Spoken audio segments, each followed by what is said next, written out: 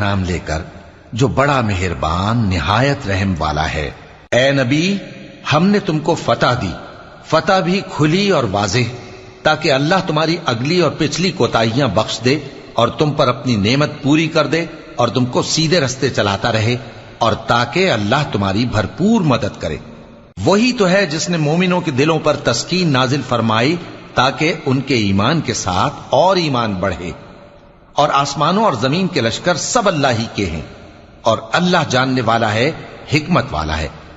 یہ اس لیے کہ وہ مومن مردوں اور مومن عورتوں کو بہشتوں میں جن کے نیچے نہریں بہ رہی ہیں داخل کرے، وہ اس میں ہمیشہ رہیں گے، اور تاکہ ان سے ان کے گناہوں کو دور کر دے، اور یہ اللہ کے نزدیک بڑی کامیابی ہے۔ اور اس لیے کہ منافق مردوں اور منافق عورتوں اور مشرک مردوں اور مشرک عورتوں کو جو اللہ کے بارے میں برے برے خیال رکھتے ہیں عذاب دے، انہی پر برے حادثے واقع ہوں، اور اللہ ان پر غصے ہوا اور ان پر لعنت کی اور ان کے لیے دوزخ تیار کی، اور وہ بری جگہ ہے۔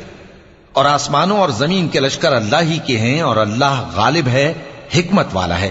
اے نبی، ہم نے تم کو احوال بتانے والا اور خوشخبری سنانے والا اور خبردار کرنے والا بنا کر بھیجا ہے، تاکہ مسلمانوں تم لوگ اللہ پر اور اس کے پیغمبر پر ایمان رکھو اور اس کی مدد کرو اور اس کی تعظیم کرو، اور صبح و شام اس کی تسبیح کرتے رہو۔ اے نبی، جو لوگ تم سے بیعت کرتے ہیں وہ در حقیقت اللہ سے بیعت کرتے ہیں، اللہ کا ہاتھ ان کے ہاتھوں پر ہے۔ پھر جو شخص عہد کو توڑے تو عہد توڑنے کا نقصان اسی کو ہے، اور جو اس بات کو جس کا اس نے اللہ سے عہد کیا ہے پورا کرے تو وہ اسے عنقریب اجر عظیم دے گا۔ اے نبی، جو گنوار پیچھے رہ گئے وہ تم سے کہیں گے کہ ہم کو ہمارے مال اور اہل و عیال نے روک رکھا تھا، سو آپ ہمارے لیے اللہ سے بخشش مانگیں۔ یہ لوگ اپنی زبان سے وہ بات کہتے ہیں جو ان کے دل میں نہیں ہے۔ کہہ دو کہ اگر اللہ تم لوگوں کو نقصان پہنچانا چاہے یا تمہیں فائدہ پہنچانے کا ارادہ فرمائے تو کون ہے جو اس کے سامنے تمہارے لیے کسی بات کا کچھ اختیار رکھے؟ کوئی نہیں، بلکہ جو کچھ تم کرتے ہو اللہ اس سے واقف ہے۔ بات یہ ہے کہ تم لوگ یہ سمجھ بیٹھے تھے کہ پیغمبر اور مومن اپنے اہل و عیال میں کبھی لوٹ کر آنے ہی کے نہیں، اور یہی بات تمہارے دلوں کو اچھی معلوم ہوئی اور اسی وجہ سے تم نے برے برے خیال کیے، اور آخر کار تم ہلاکت میں پڑ گئے۔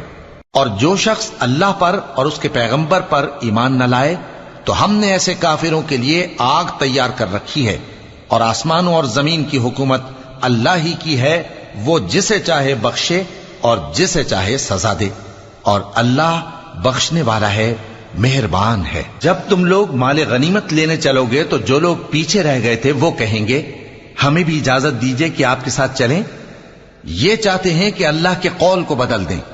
کہہ دو کہ تم ہرگز ہمارے ساتھ نہیں چل سکتے، اسی طرح اللہ نے پہلے سے فرما دیا ہے۔ پھر کہیں گے نہیں، تم تو ہم سے حسد کرتے ہو۔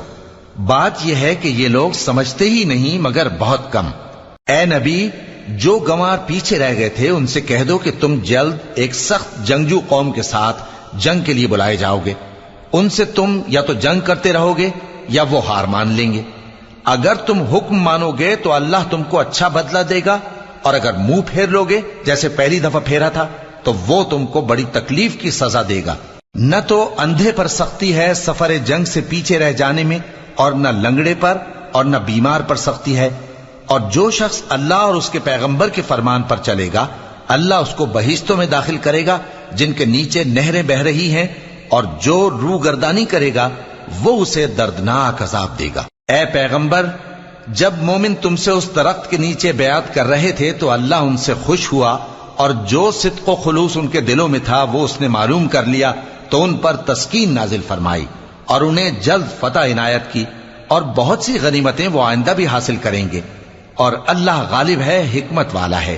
اللہ نے تم سے بہت سی غنیمتوں کا وعدہ فرمایا ہے کہ تم ان کو حاصل کرو گے، پھر اس نے یہ غنیمت تمہیں جلدی سے دلوا دی اور لوگوں کے ہاتھ تم سے روک دیے۔ غرض یہ تھی کہ یہ مومنوں کے لیے اللہ کی قدرت کا نمونہ بن جائے اور وہ تم کو سیدھے رستے پر چلائے۔ اور کچھ اور غنیمتیں دے گا جن پر تم قدرت نہیں رکھتے، اور وہ اللہ ہی کی قدرت میں ہیں، اور اللہ ہر چیز پر قادر ہے۔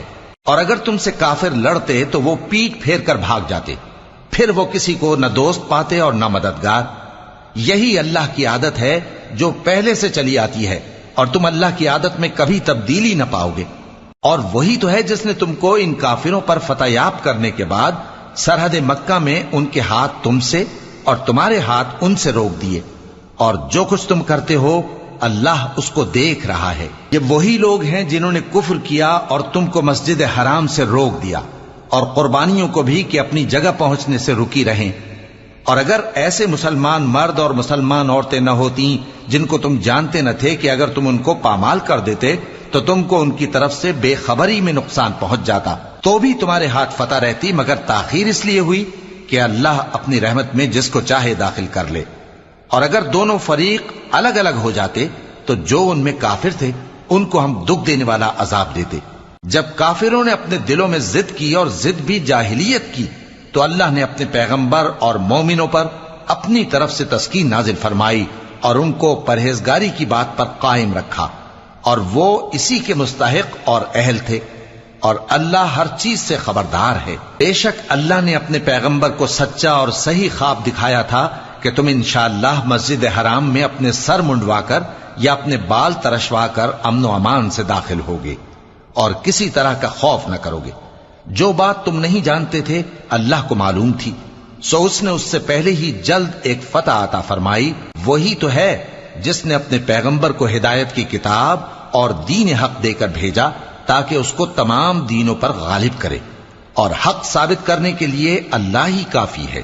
محمد صلی اللہ علیہ وآلہ وسلم اللہ کے پیغمبر ہیں، اور جو لوگ ان کے ساتھ ہیں وہ کافروں کے مقابلے میں تو سخت ہیں اور آپس میں رحم دل۔ اے دیکھنے والے، تو ان کو دیکھتا ہے کہ اللہ کے آگے جھکے ہوئے سر بسجود ہیں اور اللہ کا فضل اور اس کی خوشنودی طلب کر رہے ہیں۔ کثرت سجود کے اثر سے ان کی پیشانیوں پر نشان پڑے ہوئے ہیں۔ ان کے یہی اوصاف تورات میں ہیں اور یہی اوصاف انجیل میں ہیں۔ وہ گویا ایک کھیتی ہے جس نے پہلے زمین سے اپنی سوئی نکالی، پھر اس کو مضبوط کیا، پھر موٹی ہوئی، اور پھر اپنے تنے پر سیدھی کھڑی ہو گئی، اور لگی کھیتی والوں کو خوش کرنے تاکہ کافروں کا جی جلائے۔ جو لوگ ان میں سے ایمان لائے اور نیک عمل کرتے رہے ان سے اللہ نے گناہوں کی بخشش اور اجر عظیم کا وعدہ کیا ہے۔